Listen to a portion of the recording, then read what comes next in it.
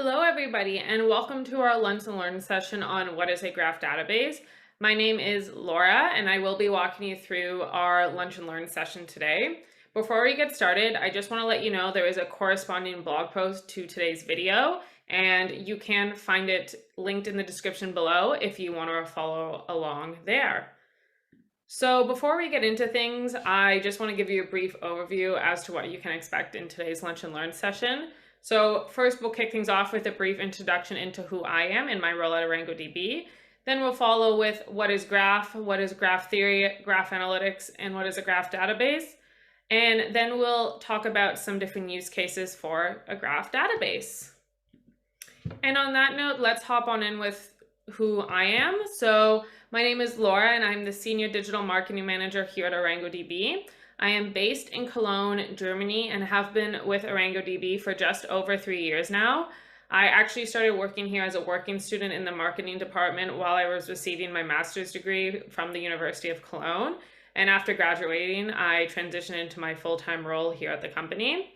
So a goal of mine as an online marketing manager is to make content more digestible to the everyday user. And that's what I hope to do with today's Lunch and Learn session. And on that note, let's hop right on into what is graph theory, and graph analytics.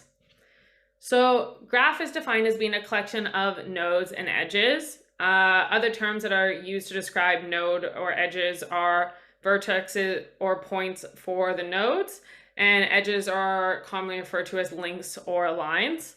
So the edges or links or lines describe the relationship between the nodes. And graph is applicable in graph theory, graph analytics, and graph database.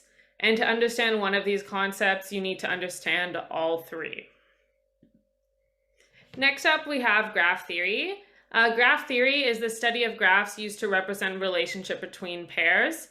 So a graph, again, as we've discussed, is made up of nodes which are connected by the edges. So this is another way to say this is how we study the points on a graph and how these points are related to one another.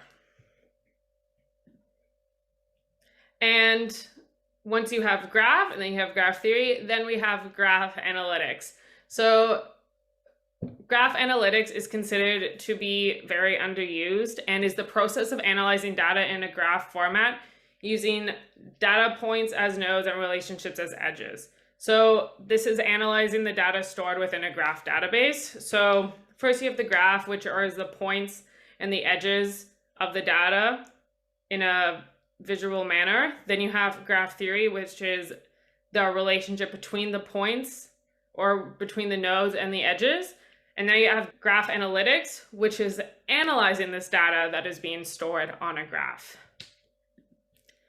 And next up, we're going to talk about what is a graph database. So this database form is considered the next step for data and analytics to get the most out of their delivery. Graph database give a way to organize and present data for use cases previously considered difficult to address appropriately. A graph database lets users analyze large data sets that previously could have been associated with complex use cases.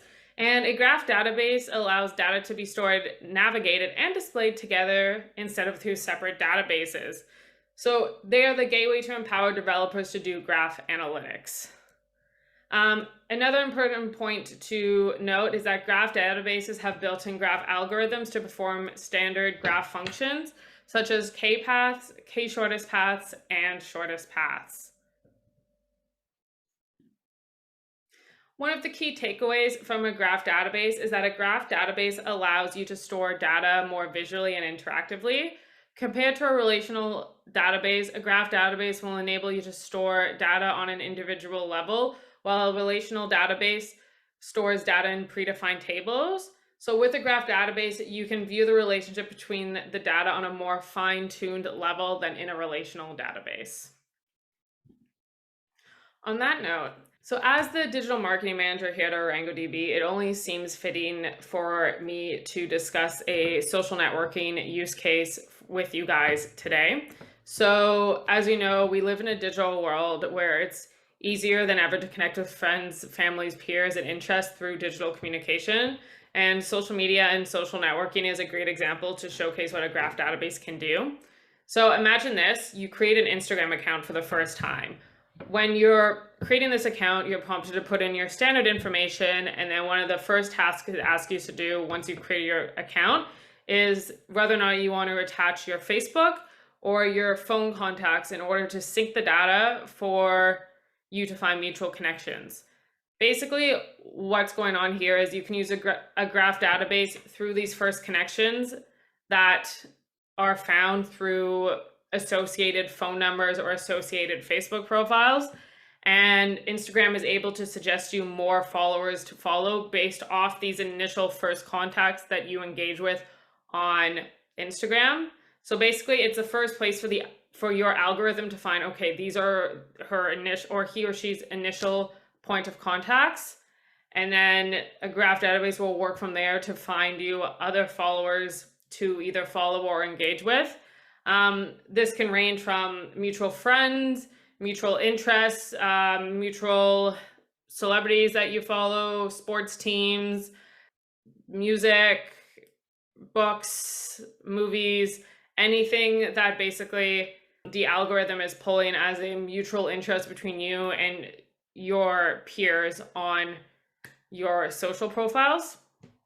So a graph database will let you view common interests, which can also impact the content that the algorithm will place in your feed. So whether these are suggestions that pop up in your standard feed or if this is creating your specific For You page. So for example, if you're a sports fan who constantly interacts with NHL content, you can use a graph database, or Instagram will use a graph database to pull other content related to the NHL to showcase in your feed.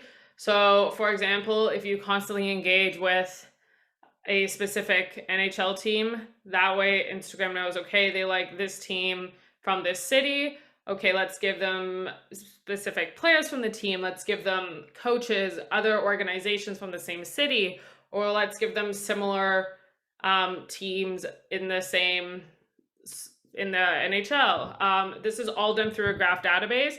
It's all used to tailor your experience to match your specific interests and needs, and to also create a unique experience for you as a user compared to other individuals on the platform. This allows for Instagram in this case to have like a higher retention rate of users and just creates overall a general better experience for the people who are using the platform. Other use cases for graph databases include fraud detection, supply chain management, recommendation engine, and 360 customer view. We do have lunch and learns on some of these use cases already available. If you would like to take a look at these, you can find them in our lunch and learn tab on our website, which you can find linked in the description below as well from this lunch and learn. Next up, we'll talk about ArangoDB as a graph database. So similar to a property graph, but ArangoDB has added flexibility and data modeling, as verticals and edges are both JSON documents. Another advantage to ArangoDB is that we do use our own query language, also known as ArangoDB Query Language, or AQL. And you can learn a lot more about ArangoDB as a graph database through our Graph and Beyond white paper, which is also linked in the description below. And that wraps up our Lunch and Learn session today. If you want to learn more about ArangoDB, you can check us out at ArangoDB.com. If you want to try out ArangoDB for the first time, you can download ArangoDB at arangodb.com/downloads. And if you have any other questions or you want to get in touch, you can reach out to me at laura.cope@arangodb.com. And to stay up to date with all the latest ArangoDB news, you can follow us on social media at ArangoDB on Twitter, LinkedIn, Instagram, TikTok, Facebook. You can join our community Slack at slack.arangodb.com. You can check out our GitHub at github.com/ArangoDB. And we are on Stack Overflow as well. Last but not least, I do want to mention that we have a ArangoDB Summit coming up October 4th and 5th this year. If you have not already signed up, you can find the link to register today for ArangoDB's first ever 2-day industry event. We really hope to see you there. We have a bunch of exciting things lined up for this 2-day event. And on that note, that sums up our Lunch and Learn session today on what is a graph database. Thank you so much for joining me today, and I hope to see you soon. Thank you. Bye-bye.